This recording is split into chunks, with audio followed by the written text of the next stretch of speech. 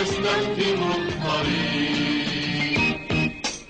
وأنت يا صديق إن كنت حينا سائقا أو كنت حينا ماشيا، لا بد أن يكون شعارك المطلوب الأمن والسلامة، الأمن والسلامة لكل من يستخدم الطريق.